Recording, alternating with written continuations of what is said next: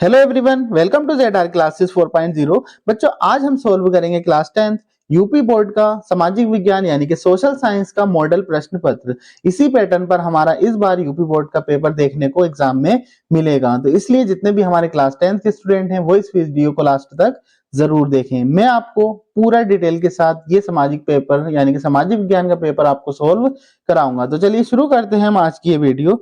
बच्चों, आप सभी को पता होगा हमारा पेपर जो होगा वो 3 घंटे हमें समय दिया होगा, 3 घंटे 15 मिनट क्या होगा हमें पेपर में टाइम मिलेगा। ओके, जिसमें से बच्चों आप सभी को पता होगा हमें 15 मिनट क्या होंगे पेपर को पढ़ने के लिए दिए जाते हैं। अब सामाजिक विज्ञान का बच्चों ये भी पेपर हमारा कितने का होगा, 70 मार्क्स का होगा।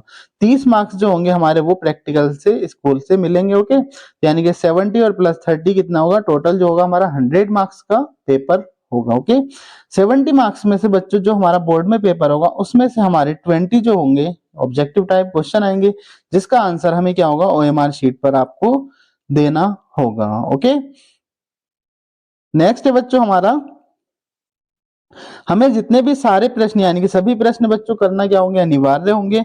पढ़ने के लिए हमें 15 मिनट दिए जाएंगे।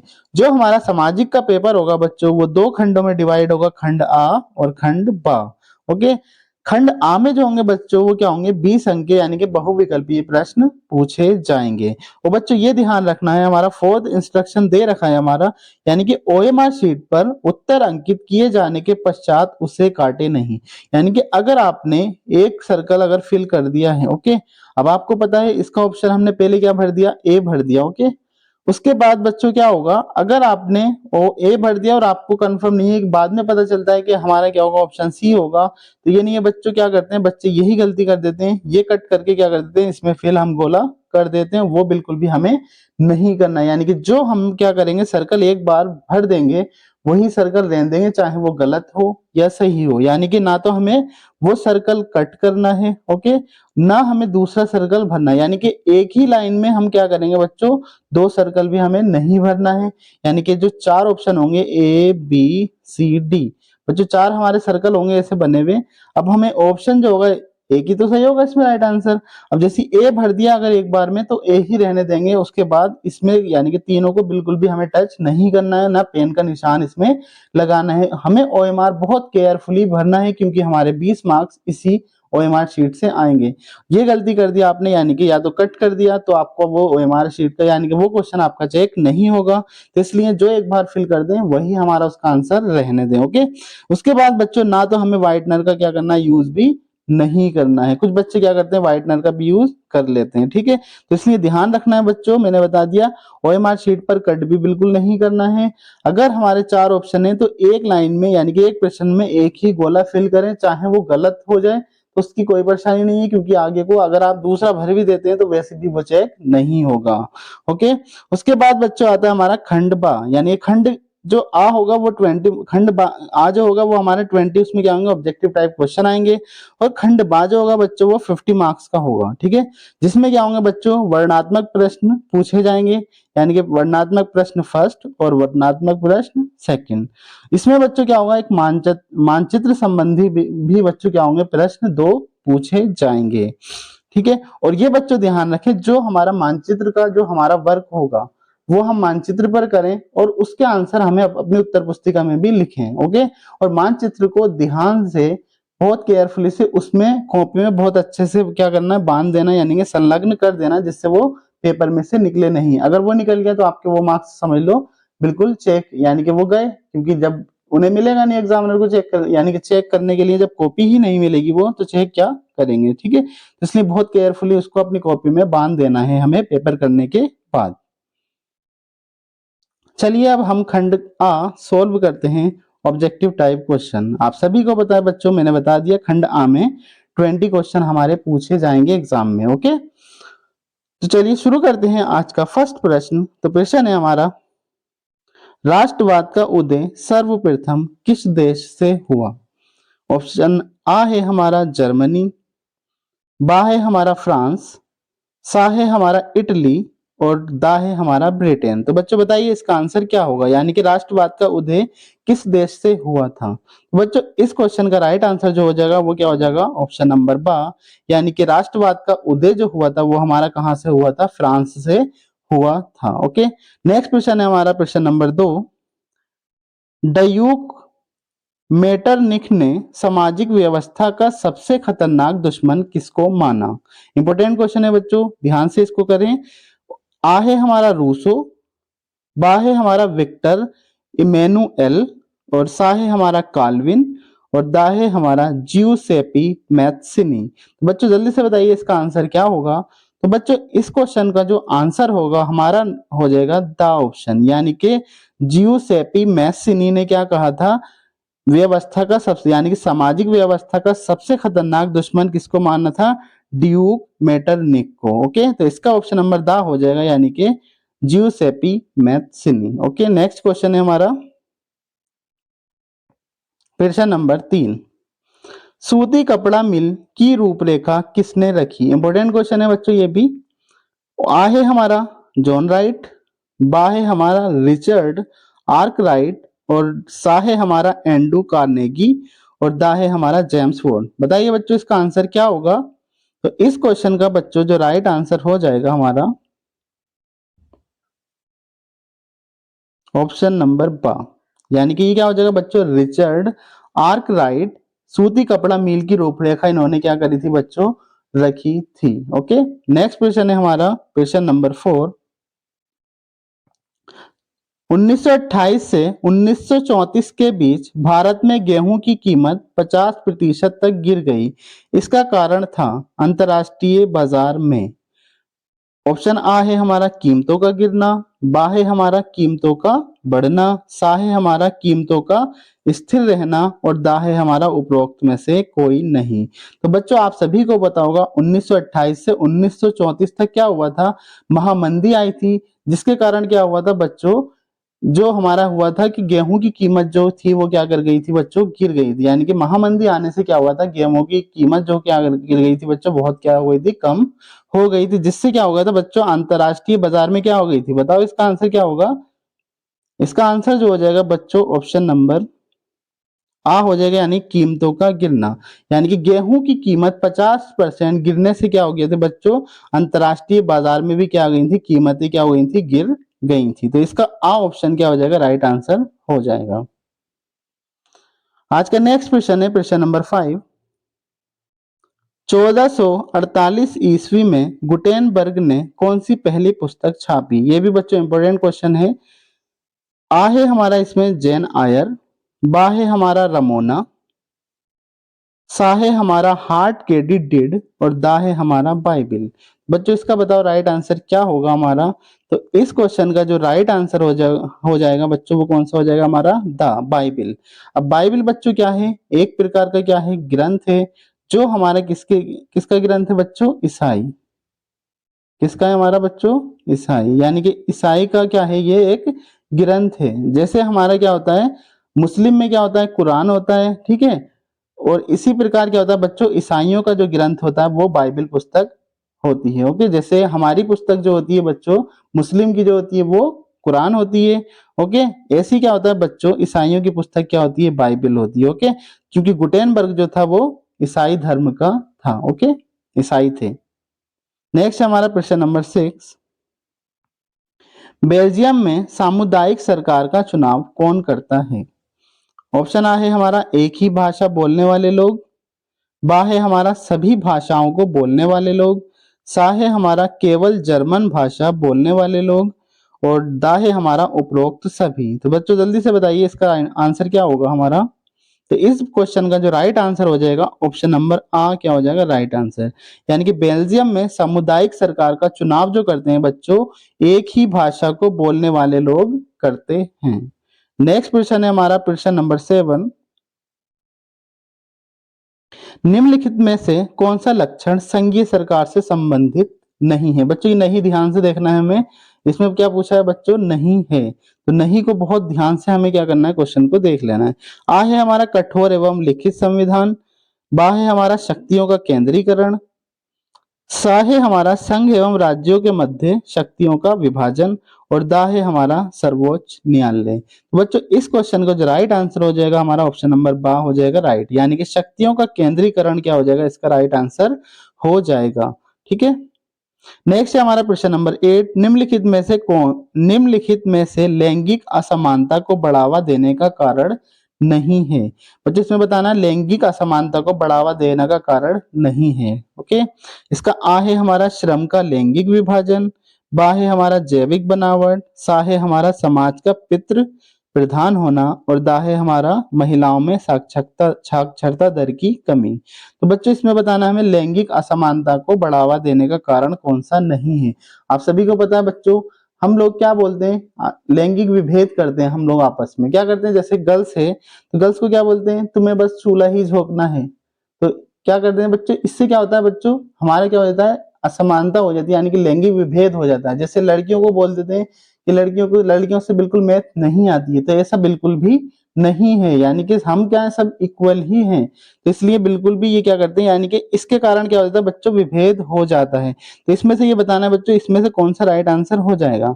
तो इसका जो राइट आंसर हो जाएगा बच्चों वो बा हो जाएगा, यानी कि जैविक बनावट। ये हमारा इसमें यानी कि लैंगिक असमानता को बिल्कुल भी बढ़ावा देने का कारण नहीं है। ये हमारा जैविक बनावट जो होता है, यानी कि हमारा नेचुरली क्या होता है, बॉडी से रिलेटेड यानी कि शेप से रिलेटेड होता है। ठीक है, तो इससे कोई भी हमारा क्या होगा, लैंगिक असमानता को बढ़ावा देने का कारण नहीं होगा। ओके, तो इसका क्या हो जाएगा, बा ऑप्शन क्या हो जाएगा, राइट आंसर हो जाएगा। नेक्स्ट क्वेश्चन है हमारा प्रश्न नंबर 9, सांप्रदायिकता की समस्या प्रारंभ होती है जब आ है धर्म को ही राष्ट्र का आधार मान लिया जाए, बा है धर्म को राष्ट्र से अलग कर दिया जाए, सा है सभी धर्मों को समान रूप से माना जाए और दा है कुछ ही धर्मों को प्रधानता दी जाए। तो बच्चों सांप्रदायिकता का बताना है कब प्रारंभ होती है, सांप्रदायिकता कब होगी बच्चों, जब क्या होगा हमारे, इसका ऑप्शन हो जाएगा दा, यानी कुछ ही धर्मों को प्रधानता दी जाए, तब क्या हो जाती है समस्या, सांप्रदायिकता की समस्या हमारी क्या हो जाती है, शुरू हो जाती है। तो इसका दा ऑप्शन क्या हो जाएगा, राइट आंसर हो जाएगा। नेक्स्ट क्वेश्चन है प्रश्न नंबर 10 बच्चों, निम्नलिखित में से कौन सा संघ सूची का विषय नहीं है। आ है हमारा प्रतिरक्षा, बा है हमारा मुद्रा, सा है हमारा शिक्षा और दा है हमारा विदेश मामले। तो बच्चों इसमें बताना है हमें संघ सूची का विषय कौन सा नहीं है। तो इस क्वेश्चन को जो राइट आंसर हो जाएगा बच्चों वो सा हो जाएगा, यानी कि शिक्षा जो है वो हमारा संघ सूची का विषय नहीं है। नेक्स्ट क्वेश्चन है प्रश्न नंबर 11, निम्नलिखित में से पंजाब में भूमि संकुचन का मुख्य कारण क्या है। आ है हमारा गहन खेती, बा है हमारा अधिक सिंचाई, सा है हमारा वनोन्मूलन और दा है हमारा अति पशुचारण। तो बच्चों इस क्वेश्चन को जो राइट आंसर हो जाएगा वो हमारा क्या हो जाएगा, ऑप्शन नंबर बा इज राइट आंसर, यानी कि अधिक से अधिक सिंचाई क्या होगी, पंजाब में भूमि संकुचन का मुख्य कारण है। ओके, नेक्स्ट क्वेश्चन है और इंपॉर्टेंट क्वेश्चन है बच्चों, इसे ध्यान से करें। प्रश्न नंबर 12 हमारा है आज का, निम्नलिखित को सुमेलित करते हुए सही विकल्प का चयन करें। बच्चों इसमें हमारा क्या इधर दे रखे हैं, हमें इससे क्या करना है, सही सुमेलित करना है, यानी कि हमें मिलान करने हैं इसमें। अब बच्चों भाखड़ा नागल जो है, अब ये बताना है बच्चों किससे हमारा क्या है इसमें जुड़ा होगा, यानी कौन सी नदी से हो, या सतलुज यानी कि सतलुज है, या फिर महानदी है, या भागीरथी है, या नर्मदा नदी। भाखड़ा नागल बांध कौन सी नदी पर है, ये आपको क्या करना है बच्चों, बताना है। आप सभी को पता होगा, अगर नहीं है तो ध्यान से सुन लीजिएगा। भाखड़ा नागल बांध जो होता है वो सतलुज नदी के किनारे है, यानी कि सतलुज नदी पर क्या है हमारा, भाखड़ा नागल बांध है। और ये भाखड़ा नागल बांध यानी कि सतलुज नदी है कहाँ पर, हमारे हिमाचल प्रदेश, यानी कि एचपी हिमाचल प्रदेश के कहाँ है, बिलासपुर में ये है। ठीक है, तो हमारा भाखड़ा नागल बांध क्या हो जाएगा बच्चों, सतलुज, यानी कि का कौन सा हो जाएगा, थर्ड। ठीक है, उसके बाद बच्चों बताना हीराकुंड बांध कौन सी नदी पर है हमारा, बच्चों हीराकुंड जो है वो कहां पर है हमारा, महानदी पर है। ठीक है, तो यानी कि खा का क्या हो जाएगा, फोर्थ। ठीक है, नेक्स्ट है हमारा सरदार सरोवर। सरदार सरोवर कहां पर है बच्चों, ये जो है हमारा नर्मदा नदी के किनारे है, यानी कि नर्मदा नदी पर क्या है हमारा, सरदार सरोवर। और नेक्स्ट और लास्ट है हमारा टिहरी बांध। टिहरी बांध बच्चों एक ही ऑप्शन बचा, वो कहां पर होगा हमारा, भागीरथी। और भागीरथी बच्चों कहां पर है हमारा, उत्तराखंड। ठीक है, तो उत्तराखंड है। अब ऑप्शन इसमें हम चेक कर लेंगे। और बच्चों ये भी ध्यान रखना, टिहरी बांध जो है, ठीक है, भारत का सबसे ऊंचा बांध भी है। तो ये भी ध्यान रखना, ये पूछा जाता है कि भारत का सबसे ऊंचा बांध कौन सा है। तो भारत का सबसे ऊंचा बांध कौन सा होता है बच्चों? टिहरी बांध होता है। तो अब बच्चों देख लीजिए, काका हमारा क्या है? काका थर्ड। हमें का में देख लेना, यानी कि काका थर्ड इसमें भी है और इसमें भी है। अब खाका क्या है बच्चों? हीराकुंड कहाँ पर है? महानदी। खाका फोर होगा तो इसमें क्या है? दो, ये तो हमारा क्या हो जाएगा? गलत। अब बचा एक ही ऑप्शन, खा का फोर्थ और गा का पहला है। तो गा का बच्चों नर्मदा नदी पहला आ गया, घा का दूसरा। तो इसमें जो बच्चों ऑप्शन क्या हो जाएगा हमारा? सा क्या हो जाएगा? राइट आंसर हो जाएगा। यानी कि भाखड़ा नागल बांध सतलुज नदी पर, हीराकुंड बांध महानदी पर, सरदार सरोवर जो होगा वो नर्मदा नदी पर, और टिहरी बांध जो है वो भागीरथी उत्तराखंड नदी पर। ओके, आई होप क्लियर हो गया होगा बच्चों। तो इस क्वेश्चन का राइट आंसर क्या हो जाएगा? ऑप्शन नंबर सा is right answer. Next question है हमारा प्रश्न नंबर 13। आज का प्रश्न नंबर 13 है हमारा बच्चों, निम्नलिखित में से प्राथमिक क्षेत्र का क्रियाकलाप नहीं है। का है हमारा मछली पकड़ना, खा है हमारा कृषि, गा है हमारा गुड़ बनाना, और घा है हमारा डेयरी। बच्चों इसमें से इस क्वेश्चन का जो राइट आंसर हो जाएगा, यानी कि प्राथमिक क्षेत्र हमारे इसमें से कौन कौन से होंगे? हमारे मछली पकड़ना, ठीक है, उसके बाद कृषि भी हमारा क्या है? प्राथमिक क्षेत्र है, और डेयरी उद्योग भी क्या है? हमारा प्राथमिक क्षेत्र हमारा है। तो इसमें गुड़ बनाना जो होगा बच्चों प्राथमिक क्षेत्र में हमारा नहीं आएगा, ठीक है। तो इसका क्या हो जाएगा? का, खा और घा इस ऑप्शन में देख लीजिए, यानी कि क्या हो जाएगा बच्चों? ऑप्शन नंबर सा क्या हो जाएगा? इस क्वेश्चन का राइट आंसर हो जाएगा। नेक्स्ट क्वेश्चन है प्रश्न नंबर 14 हमारा,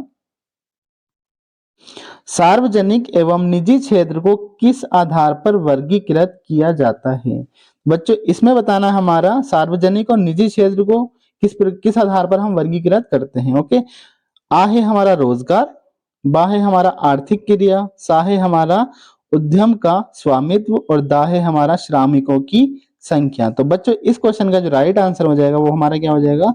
सा, उद्यम का स्वामित्व। ओके, नेक्स्ट है हमारा प्रश्न नंबर 15, भूचरण से क्या तात्पर्य है? आ है हमारा भूमि का अनुपजाऊ होना, नेक्स्ट बी बा है हमारा भूमि का दलदली होना, सा है हमारा भूमि का उपजाऊ होना, और दा है हमारा भूमि का योजनाबद्ध उपयोग।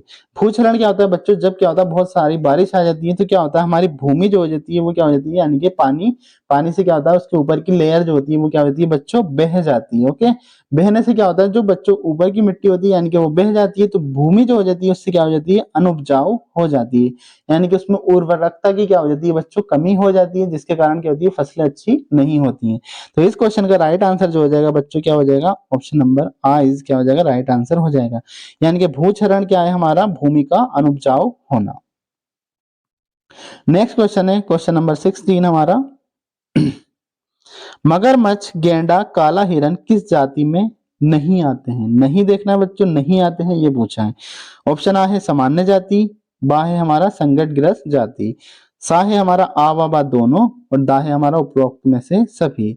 अब बच्चों मगरमच्छ, गेंडा और काला हिरन जो हैं वो हमारे किस में नहीं आते हैं? तो इसका जो आंसर हो जाएगा हमारा क्या हो जाएगा?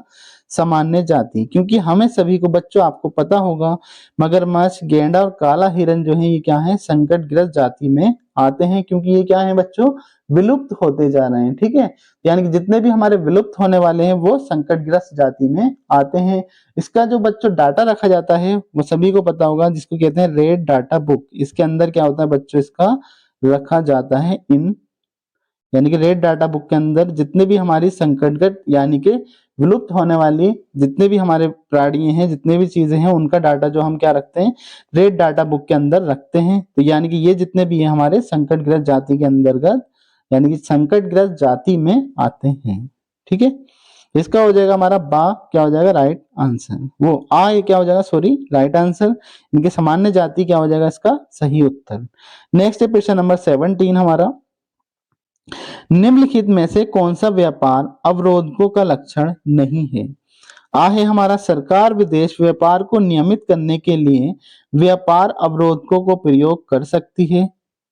बा है हमारा बच्चों इसमें सरकार यह निर्णय ले सकती है कि देश में किस प्रकार की वस्तुएं कितनी मात्रा में आयातित होनी चाहिए। सा है हमारा विश्व व्यापार संगठन व्यापार अवरोधकों को बढ़ावा देते हैं। दा है हमारा अधिकतर देश व्यापार अवरोधकों का प्रयोग अपने घरेलू उद्योग की सुरक्षा के लिए करते हैं। बच्चों इसमें से ये बताना इसमें से लक्षण यानी कि नहीं है। तो इस क्वेश्चन का राइट आंसर जो हो जाएगा बच्चों क्या हो जाएगा, सा क्या हो जाएगा राइट आंसर, यानी कि विश्व व्यापार संगठन व्यापार अवरोधकों को बढ़ावा देता है। ये इसका क्या हो जाएगा, व्यापार अवरोधकों का लक्षण नहीं है। नेक्स्ट क्वेश्चन है 18 हमारा, भूमिहीन ग्रामीण मजदूरों के लिए सबसे अधिक उपयुक्त विकास का लक्ष्य कौन सा है। भूमिहीन यानी कि जितने भी बच्चों क्या होते हैं जिनके पास जमीन नहीं है। ओके, तो आ है हमारा उपज का ज्यादा समर्थन मूल्य देना। बा है हमारा उनके बच्चों को विदेश में बसाया जाना। ठीक है, सा है हमारा अधिक मजदूरी देना और दा है हमारा उपयुक्त में से कोई नहीं। बच्चों भूमिहीन ग्रामीण जो मजदूर हैं उनके लिए हम क्या करेंगे, क्योंकि उनके पास जमीन नहीं होती है, तो बच्चों क्या क्या करेंगे उनके लिए हम क्या करेंगे बच्चों उसमें, यानी कि उनको अधिक से अधिक क्या होंगे मजदूरी देंगे, जिससे क्या होगा उनकी आर्थिक स्थिति क्या हो जाएगी, सुधर जाएगी। नेक्स्ट क्वेश्चन है हमारा 19, निम्नलिखित में से कौन सा परंपरागत ऊर्जा का स्रोत नहीं है। बच्चों इसमें आ है हमारा कोयला, बा है हमारा भूतापीय ऊर्जा, सा है हमारा आ व बा दोनों और दा है हमारा उपयुक्त में से कोई नहीं। तो इसमें बताना बच्चों कौन सा परंपरागत ऊर्जा का स्रोत नहीं है। तो इसका राइट आंसर जो बच्चों क्या हो जाएगा, बा ऑप्शन हो जाएगा, यानी कि भूतापीय ऊर्जा परंपरागत ऊर्जा का स्रोत नहीं है। परंपरागत ऊर्जा के स्रोत बच्चों होते क्या क्या है हमारा, कोयला, ठीक है, ये हमारा क्या है परंपरागत ऊर्जा का स्रोत। ओके, एलपीजी ये भी हमारा क्या है परंपरागत ऊर्जा का स्रोत है। गैर परंपरागत क्या होते हैं बच्चों, यानी कि भूतापीय ऊर्जा, सौर ऊर्जा, पवन ऊर्जा, ये हमारे क्या कहलाते हैं गैर परंपरागत ऊर्जा, यानी कि ये क्या करते हैं हमारे गैर परंपरागत ऊर्जा के स्रोत होते हैं। परंपरागत का क्या होगा हमारा कोयला परंपरागत हो जाएगा। ओके, नेक्स्ट इस प्रश्न का हमारा बच्चों राइट आंसर क्या हो जाएगा, भूतापीय ऊर्जा, क्योंकि इसमें क्या पूछा था परंपरागत ऊर्जा का स्रोत नहीं है। ठीक है, कोयला हमारा परंपरागत का होता है। ठीक है, इसका राइट आंसर बा हो जाएगा। नेक्स्ट और लास्ट प्रश्न है आज का ऑब्जेक्टिव का, वैश्वीकरण का बहुराष्ट्रीय कंपनियों के निवेश पर क्या प्रभाव पड़ा। फर्स्ट है यानी कि आ ऑप्शन है हमारा बहुराष्ट्रीय कंपनियों के निवेश में वृद्धि हुई। बा है हमारा बहुराष्ट्रीय कंपनी द्वारा भारत के विदेशी व्यापार के अधिकांश भाग पर नियंत्रण हुआ। सा है हमारा बहुराष्ट्रीय कंपनियों के आगमन से लोगों की आर्थिक स्थिति सुदृढ़ हुई और दा है हमारा उपरोक्त सभी। तो बच्चों इसका राइट आंसर जो हो जाएगा वो दा क्या हो जाएगा, इसका राइट आंसर हो जाएगा। ओके बच्चों हमारा खंड आज हो गया है, कंप्लीट हो गया, यानी कि 20 ऑब्जेक्टिव पूछे जाएंगे, इनके उत्तर हमें क्या होंगे अपनी ओएमआर शीट पर देने होंगे। नेक्स्ट आता है हमारा खंड बा, जो हमारा क्या होगा वर्णात्मक प्रश्न होंगे बच्चों। ये सेक्शन हमारा कितने का होगा 50 मार्क्स का होगा, जिसको हमारे बच्चों उत्तर जो होगा कम से कम 80 शब्द में देना होंगे। ओके, तो फर्स्ट है इसमें प्रथम विश्व युद्ध के पश्चात होने वाली महामंदी के 2 कारण लिखिए। एक बच्चों कारण 2 नंबर का होगा, दूसरा भी क्या होगा 2 नंबर का। बच्चों इसमें सामाजिक में अगर जितना भी आप अच्छे से लिख देते हो उतने ही अच्छे आप नंबर ले आओगे, तो इसलिए इसको बस समझ के करें, बिल्कुल भी रट्टा लगाने की कोशिश ना करें, और जितना आप लिख देंगे सामाजिक में उतने ही मार्क्स आप ले आएंगे। ओके, नेक्स्ट बच्चों इसी के अथवा में क्वेश्चन है हमारा, या तो हमारा ये ऊपर वाला कर दीजिएगा या फिर नीचे वाला, यानी कि दूसरा है हमारा 1928 से 1934 के मध्य होने वाली महामंदी का भारतीय अर्थव्यवस्था पर पड़ने वाले 2 प्रभावों की व्याख्या कीजिए। यानी कि ये क्या है बच्चों अथवा में, या तो ये कर दीजिएगा या ये, इन दोनों में से एक ही करना है बच्चों। दोनों कर दोगे तो नंबर फिर भी आपको एक के ही मिलेंगे, इसलिए अथवा वाला जो भी प्रश्न होगा उसमें से हमें एक ही प्रश्न के उत्तर देना होगा। नेक्स्ट प्रश्न है प्रश्न नंबर 2 बच्चों, सत्ता की साझेदारी लोकतंत्र की आत्मा है, इस कथन की कारण सहित पुष्टि कीजिए। बच्चों ये भी 4 नंबर का आएगा। और इसी के अथवा में क्या होगा, एक और प्रश्न है बच्चों, वर्तमान परिप्रेक्ष्य में जाति में राजनीति एवं राजनीति में जाति कथन की व्याख्या कीजिए। तो बच्चों इसमें भी क्या करना होगा, अथवा में है तो या तो ये कर दीजिएगा या फिर ये। करना, फिर बच्चों इसमें से भी क्या होगा, एक प्रश्न का उत्तर ही देना होगा। ऐसे ही हमारा प्रश्न नंबर 3 है बच्चों, इसमें भी 2 होंगे, इसमें से हमें भी क्या होगा, कोई एक प्रश्न का उत्तर देना होगा। ये भी बच्चों क्या होगा, हमारा 4 मार्क्स का प्रश्न पूछा जाएगा। नेक्स्ट बच्चों हमारा 4th प्रश्न होगा हमारा इसमें, यानी कि इसमें भी क्या होंगे बच्चों, 2 प्रश्न, इसमें भी आपको किसी एक प्रश्न का उत्तर देना होगा, और जितना अच्छे से लिखेंगे उतना ही अच्छा आपको मार्क्स मिलेंगे। ओके, नेक्स्ट आता है हमारा प्रश्न नंबर, यानी कि वर्णनात्मक प्रश्न 2 का। इसमें जो बच्चों होगा, आपको कम से कम 150 शब्दों में उत्तर आपको देना होगा। ठीक है, ये प्रश्न जो होंगे हमारे वो 6 मार्क्स के आएंगे, और वर्णनात्मक प्रश्न फर्स्ट के जो आएंगे, यानी कि जिसका आंसर आपको 80 शब्दों में देना होंगे, 80 शब्दों में देना होंगे, वो हमारा 4 मार्क्स का पूछा जाएगा। इसमें भी बच्चों यही होगा, हमारा प्रश्न नंबर 5 जो होगा उसमें क्या होंगे, 2 प्रश्न दिए जाएंगे, उसमें से आपको एक ही करना होगा। ओके, ऐसी प्रश्न नंबर 6 है बच्चों, इसमें भी क्या होंगे, 2 प्रश्न, 2 में से किन्हीं एक का उत्तर आपको इसमें भी देना होगा, यानी कि सब प्रश्नों का उत्तर देना, ये नहीं है इन 2 के याद है तो ये दोनों कर दिए, तो बच्चों आपको मार्क्स एक ही के मिलेंगे। ये वाला प्रश्न ये नहीं है, अगर हमने ये दोनों कर दिए और ये दोनों छोड़ दिए तो इसका आपको मार्क्स नहीं मिलेंगे। तो इसलिए इसमें से भी एक ही करना है हमें, और इस वाले में से भी एक ही करना है। नेक्स्ट प्रश्न नंबर 7 में भी ये होगा बच्चों, 2 में से एक करना होगा, और 8th में भी हमें क्या होगा, 2 में से एक ही प्रश्न का उत्तर देना होगा। नेक्स्ट और बच्चों मानचित्र संबंधी, ये इंपॉर्टेंट है बच्चों, क्योंकि मानचित्र हमें सभी को आना चाहिए। अगर मानचित्र का आपको थोड़ा समझना है तो मुझे कमेंट में बता दीजिएगा, मैं मानचित्र पे एक अलग से आपको वीडियो में बना दूंगा। इसमें क्या होगा बच्चों, निम्नलिखित स्थानों को भारत के रेखा मानचित्रों में चिन्ह द्वारा नाम सहित दर्शाइए। सही नाम सही अंकन हेतु यानी कि हाफ प्लस हाफ अंक निर्धारित हैं। बच्चों इस क्वेश्चन के लिए आपको मानचित्र वहां पर कक्ष निरीक्षक जो होंगे वो आपको देंगे। इसमें क्या होगा बच्चों, हमें क्या होगा, ये प्रश्न है, इसका उत्तर हमें उत्तर पुस्तिका में तो लिखना होगा, यानी कि सही लिखने के लिए आंसर आधा मार्क्स उसका और आधा मार्क्स हमें मानचित्र पर दर्शाने के लिए दिया जाएगा। ओके, तो इसलिए इसमें मानचित्र नहीं है बच्चों, मैं डायरेक्टली इसमें आंसर आपको बता दूंगा। नेक्स्ट वीडियो में कोशिश करूंगा मैं आपको मानचित्र पे वही, यानी कि इन प्रश्नों के उत्तर मानचित्र पर ही समझा दूं। तो इसका बच्चों पहला प्रश्न है हमारा, वे नगर जहां जलियांवाला बाग हत्याकांड हुआ।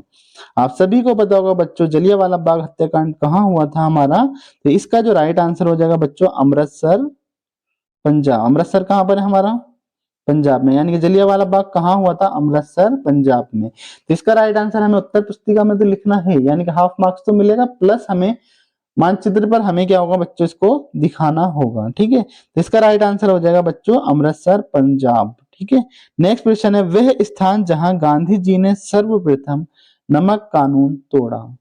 नमक कानून तोड़ा था बच्चों, आप सभी को पता होगा 1930 में।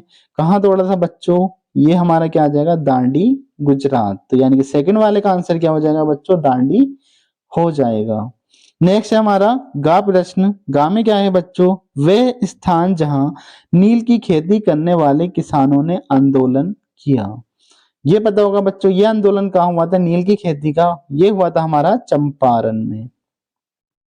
और बच्चों चंपारण कहाँ है, चंपारण हमारा कहाँ है, बिहार में, ये भी ध्यान रखना है आपको। चंपारण कहाँ है बच्चों, बिहार में है। नेक्स्ट क्वेश्चन है हमारा घा, वह स्थान जहां सूती मिल श्रमिकों ने सत्याग्रह किया।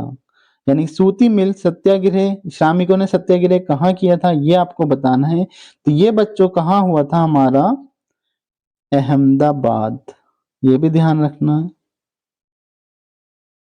इसका बच्चों आंसर जो हो जाएगा वो अहमदाबाद हो जाएगा। ओके, अहमदाबाद मिल आंदोलन में क्या किया था, सूती मिल श्रमिकों ने क्या किया था, सत्याग्रह किया था। और आज का मानचित्र का यानी कि 9 प्रश्न नंबर 9 का अड़ा क्वेश्चन है, वह स्थान जहां दिसंबर 1920 में राष्ट्रीय कांग्रेस का अधिवेशन हुआ। बच्चों इसका जो हो जाएगा हमारा राइट आंसर जो हो जाएगा वो क्या हो जाएगा, नागपुर।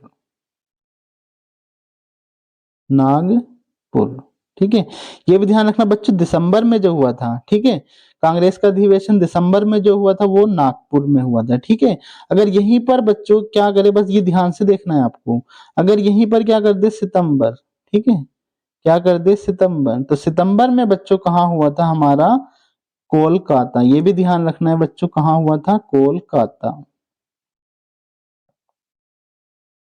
ठीक है, यानी कि वह स्थान जहां दिसंबर 1920 में राष्ट्रीय कांग्रेस का अधिवेशन हुआ, यानी कि दिसंबर में जो हुआ था वो नागपुर में हुआ था और सितंबर में जो हुआ था हमारा कोलकाता में हुआ था। ओके, नेक्स्ट बच्चों ये दृष्टिबाधित के लिए, यानी कि जो बच्चे हमारे दृष्टिबाधित हैं वो उन्हें क्या होगा, उसी उत्तर पुस्तिका में उत्तर लिखना होगा, उनको मानचित्र में नहीं करना होता है। ओके, नेक्स्ट आता है हमारा लास्ट का, यानी कि प्रश्न नंबर 10, एक 9 होगा और एक प्रश्न नंबर हमारा मानचित्र हमारा क्या होगा, 10, यानी कि 5 मार्क्स का हमारा 9 प्रश्न होगा और 5 मार्क्स का ही हमारा क्या होगा, 10 प्रश्न होगा।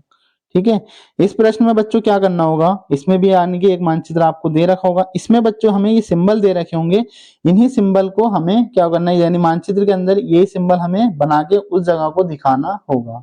ठीक है, तो इसमें क्या है बच्चों, फर्स्ट प्रश्न है 10 का फर्स्ट, पश्चिम बंगाल का एक राष्ट्रीय उद्यान, यानी कि इस चित्र के द्वारा, इस चिन्ह के द्वारा हमें नाम सहित वहां पर बताना होगा मानचित्र में, यानी कि आंसर अपने उत्तर पुस्तिका में फिर भी लिखें। मैं रिकमेंड करूंगा कि आंसर तो जरूर अपने उत्तर पुस्तिका में लिखें, क्योंकि बाय चांस ऐसा हो जाए कभी आपका जो हो जाए वो मानचित्र गिर जाए तो उसका एग्जामिनर देख के दे तो देगा कुछ मार्क्स। ठीक है, इसलिए उसमें जरूर लिखें, फिर उसके बाद क्या करें, मानचित्र में इसको आंसर को दिखाएं।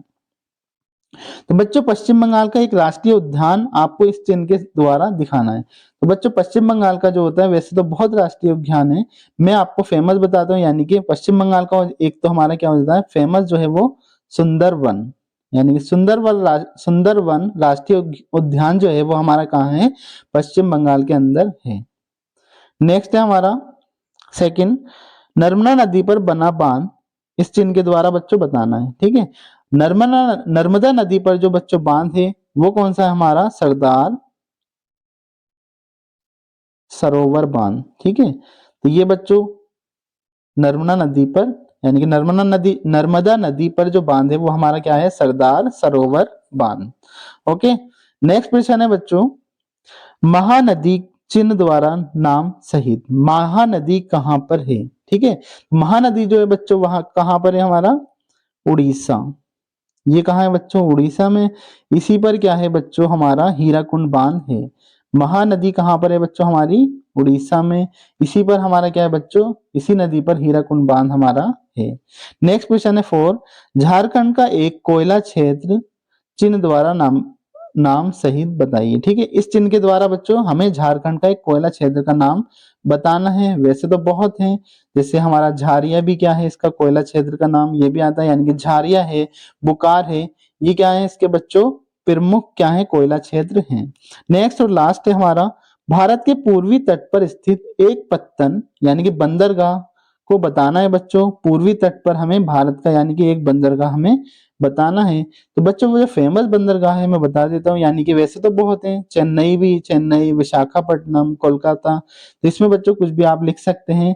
तो फेमस जो है बच्चों विशाखापट्टनम बंदरगाह हमारा फेमस है, इसलिए इनको इस चित्र के द्वारा बच्चों हमें दिखा देना है। यानी कि इस क्वेश्चन का आंसर हमारा चाहे चेन्नई हो वो भी लगा सकते हैं, विशाखापट्टनम भी लगा सकते हैं और कोलकाता भी लगा सकते हैं। आई होप ये आपको पेपर क्लियर हो गया होगा। अगर कुछ भी डाउट है आप तो मुझे कमेंट्स में लिखकर बता दें, मैं उस डाउट को पूरा करने की कोशिश सॉल्व करूंगा। ओके, अगर वीडियो आपको अच्छी लगी है तो लाइक करें, शेयर करें और चैनल को सब्सक्राइब जरूर करें। Thanks for watching this.